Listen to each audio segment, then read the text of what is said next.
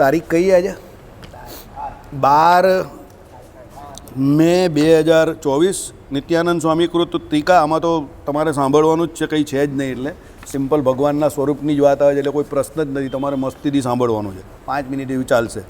હે ભગવાન, પરમ ધ્યાને કરીને દેવ મનુષ્ય રૂપે વિચરતા એવા જે સાક્ષાત દિવ્ય મૂર્તિ તમે, તેને સર્વ કારણપણે કરીને સર્વ જીવના અંતર્યામીપણે કરીને યથાર્થ જાણીને જે જન તમારી સેવા કરે છે, જે આમાં આવ્યું એ જ આમાં આવે છે.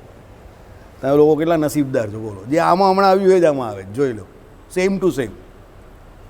શું આવ્યું?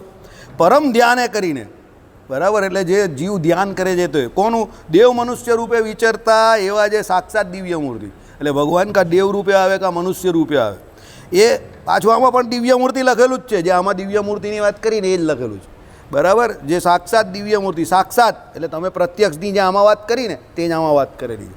સાક્ષાત દિવ્ય મૂર્તિ તમે, તેને સર્વ કારણપણે કરીને, આમાં પણ એ જ કહ્યું, પ્રકૃતિ પુરુષ ને એને ઉપર ભગવાન જે રહ્યા તે જ સર્વ કારણનું કારણ, અક્ષરધામનું પરરૂપ તે સર્વ કારણનું કારણ, અને એ જ આવે છે.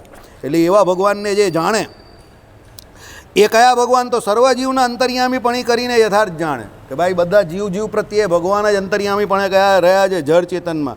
અને જે જન તમારી સેવા કરે છે એ કહેતા સ્વધર્મમાં રહ્યા થકા મહાત્મય યુક્ત તમારી ભક્તિને કરે છે. પોતપોતાના ધર્મને વિશે રહે.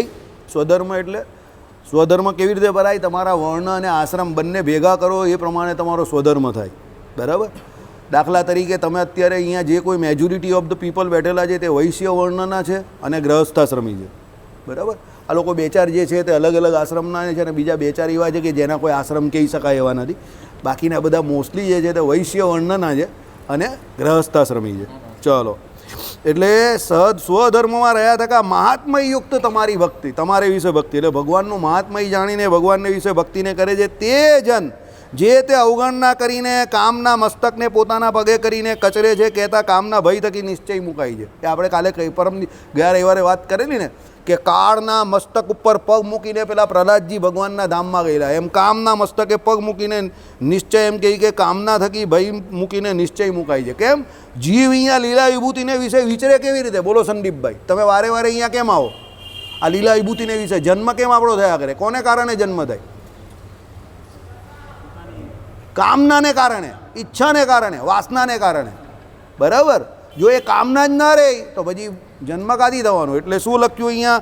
કામના ભય થકી નિશ્ચય મુકાય છે અને તમારે વિશે કર્યો જે પ્રેમ, જેમણે એવા જે જન તે પોતાના જીવાત્માને નિશ્ચય પવિત્ર કરે છે અને પોતાના સમાગમ કરતા બીજા જન તેમને પણ પવિત્ર કરે છે. આવો જે જીવ હોય ભગવાનનું ભજન કરતો હોય, એનો સમાગમ બીજા જે જીવ કરે એ બધાને પણ એ પવિત્ર કરે. એટલે ભગવાને કહ્યું ને, ભગવાનનો ભક્ત થવું સૌથી કઠણ છે, અને ભગવાનનો ભક્ત હોય એ જ ભગવાનના ભક્તનું મહાત્મય પણ જાણે.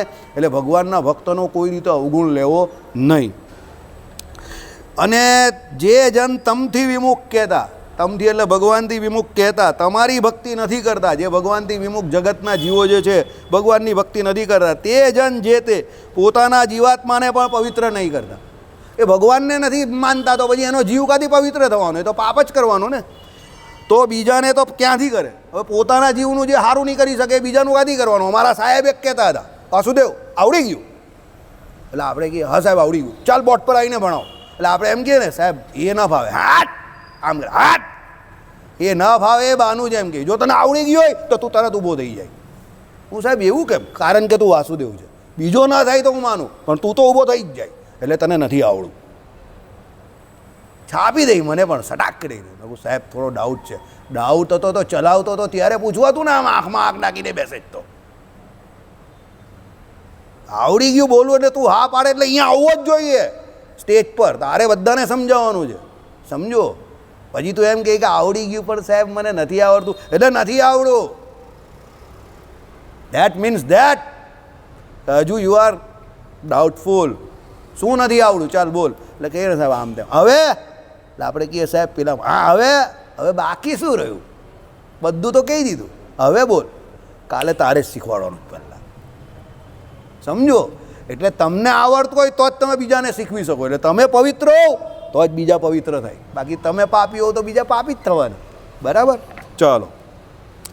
અને તમથી વિમુખ એવા જે એ જન તે જો શાસ્ત્રીના શાસ્ત્રોના જાણનારા છે, શાસ્ત્રોના જાણનારા. આમાં છે ને શાસ્ત્રીના જાણનારા લખેલું છે, એમાં પ્રિન્ટિંગ મિસ્ટેક બહુ છે, જો કે આમ ખરું લાગે છે. શાસ્ત્રીના જાણનારા છે તો પણ તેમને તમે જે તે માયિક સુખને જાણનારી જે શાસ્ત્રની વાણી તેને કરીને પશુની પેઠે બાંધો છો. શાસ્ત્રોમાં માયાના સુખની પણ વાત કરેલી જ છે. ધર્મ અર્થ કામ પર પણ શાસ્ત્ર જાય જ છે, એટલે એમાં કંઈ ખોટું નથી. તો પેલો એમાંથી શું શાસ્ત્રોમાંથી પણ માયાના સુખ જ પકડે, એને ભગવાન ના દેખાય. પેલો મોક્ષરૂપી ચોથો જે ક્રમ કયો એ એને પુરુષાર્થ દેખાય જ નહીં. બરાબર? એટલે શું કહ્યું?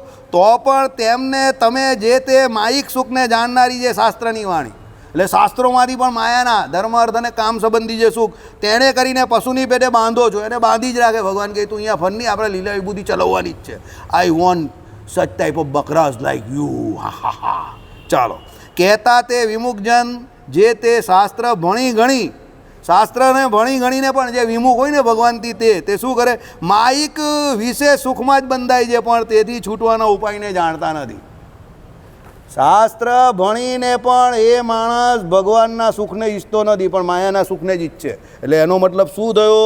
તમે શાસ્ત્ર વાંચો એ ઇમ્પોર્ટન્ટ નથી. શાસ્ત્ર વાંચીને તમે માયાના બંધનથી મુકાવા જોઈએ. જો શાસ્ત્ર વાંચીને પણ તમે માયાની વસ્તુ જ ઈચ્છો, આ લોકમાં સુખ કે પરલોકમાં સુખ કે માન કે તમને લોકો ઓળખે કે બહુ મોટી મોટપને ઈચ્છો, તો તમે બંધાયેલા જ છો. તો તમે પણ શાસ્ત્રોમાંથી માયિક સુખ જ ઈચ્છું છે, ભગવાનનું સુખ નથી ઈચ્છું.